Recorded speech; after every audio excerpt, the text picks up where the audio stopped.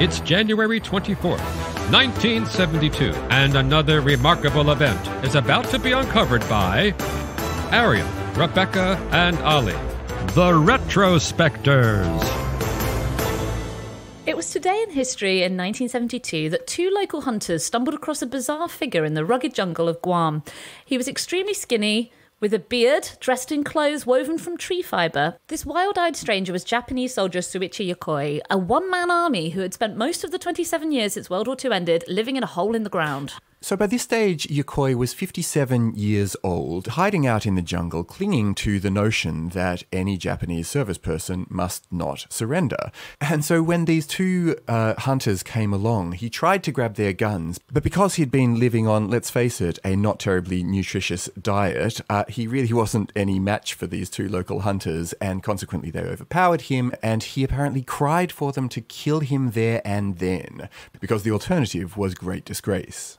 Yeah, I mean, we've talked before about the peculiarly Japanese dedication to the national cause and their particular cultural dislike of surrender. You know, no country likes to admit they've lost a war. But even by those standards, the story of Shoichi Yokoi is astonishing. But let's just wind back and explain what he was doing there. Because in a way, this story really starts in 1941 with the battle for the island of Guam. So it's an island in Micronesia. The Americans had it since the 19th century, but the Japanese took it in the Second World War. Obviously, it's very strategically useful in terms of its location. Fast forward to 1944, Americans recapture the island. It was a 3-week battle after US Marines landed on Guam. It was incredibly hard fought. There were about 20,000 Japanese troops stationed on the island, and more than 18,000 of them were killed in action. So that still left a couple of thousand who fled into the bush for the most part. And there was a very real reason as well why Yokoi and others would be afraid to expose themselves, which was that there was a very real danger that they would be killed. This is exactly what happened to hundreds of the so-called Japanese holdouts who had fled into the jungles and the mountains. You know, the center of Guam is very remote and rugged.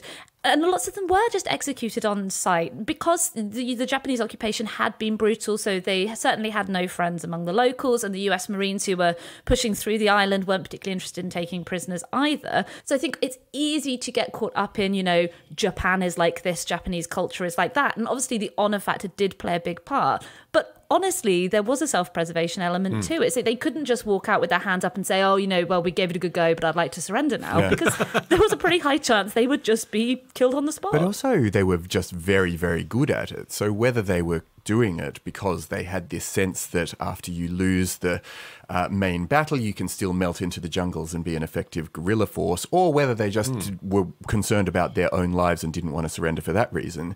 Many of them were capable of staying undetected for a really long period of time, and Yokoi more than others. So they were known to erase their footprints as they moved through the undergrowth, and they learnt to live off the land really, really quickly. They ate venomous toads, which I don't know quite how you make a venomous toad non-venomous, river eels and rats, and then all of the local vegetation as well. Yokoi apparently learnt to make a trap from wild reeds, which he used for catching these eel, but he also then dug himself an underground shelter, so he quite quickly became a very resourceful person.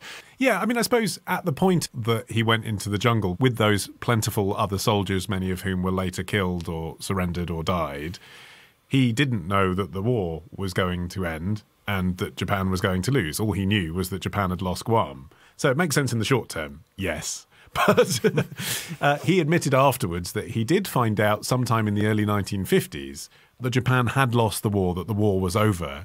And, you know, you would assume from that could conclude that he could safely go back to Japan. And yet he stayed where he was. He continued to hold out. And that's where I think the honor factor does come into play. There was obviously something psychological going on.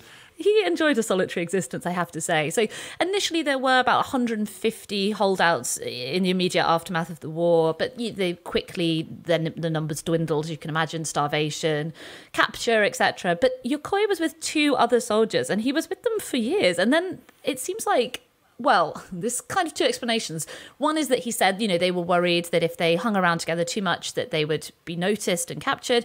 But also they had arguments. These were the only three people in each other's world. And they managed to have arguments about food, where to store the food, like what their tactics should be. And so they eventually decided to just live apart. I think it sounds like the other two lived together and Yokoi lived apart from them, but he would visit them until 1964 when he discovered their skeletons. There's speculation that they may have died after eating poisonous nuts. And after that, he was on his own for 8 years. That's hard, isn't it, when you go along with a basket of fresh shrimp? Hey, guys! Hey, guys! Sorry about our fallout. I've brought you some venomous toads, guys.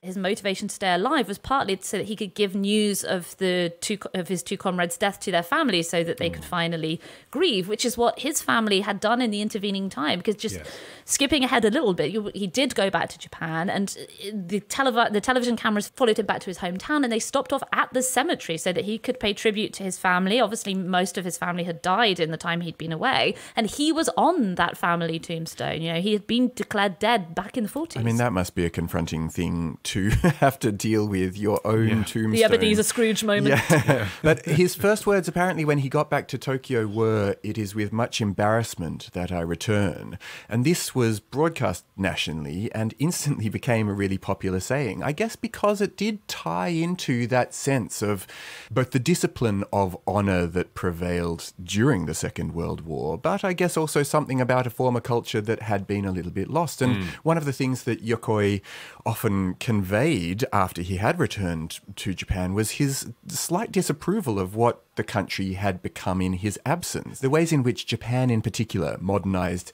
during this time period was extreme. So a lot of which just would have looked entirely unrecognizable.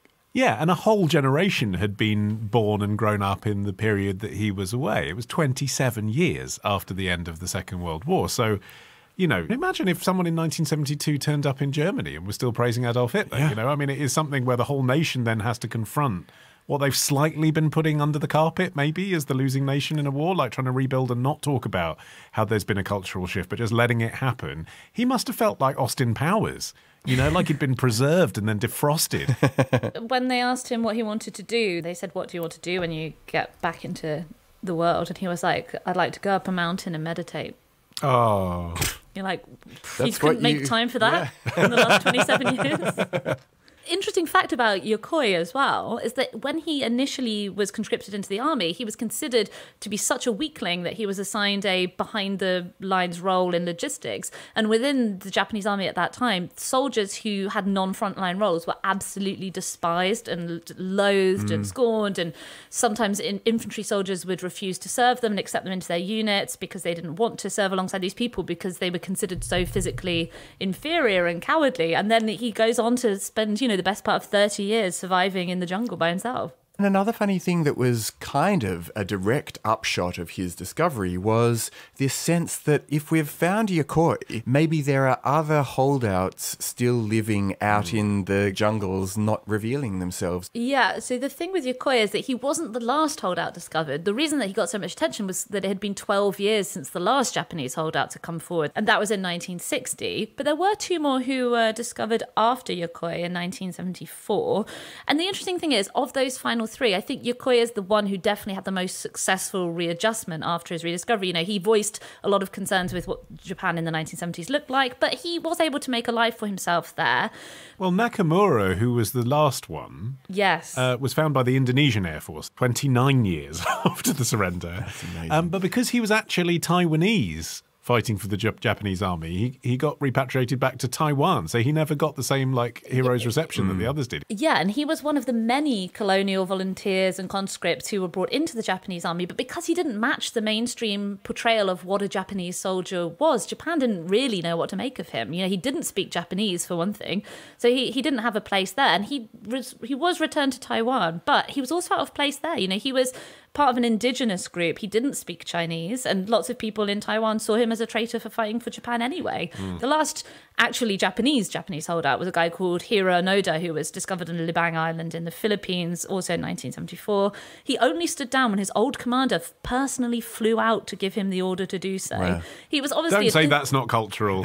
I mean, he did return to Japan, but he was horrified by modern Japan, and he emigrated to Brazil instead. And you do have to wonder, like, since none of these holdouts came out voluntarily, there must have been others, mustn't there, who spent their lives in hiding and then died. Like, almost certainly. There's at least one or two. It does feel like it takes on a bit of a Yeti or Loch Ness Monster-like quality, where it's like, there's got to be more out there. We just got to search harder to find these final holdouts now, you know, in their sort of hundreds. Now there are hundreds. Yeah.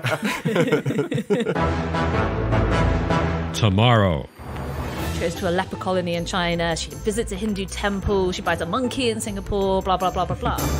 Ditch the ads and get a Sunday episode when you join Club Retrospectors. Subscribe now on Apple Podcasts.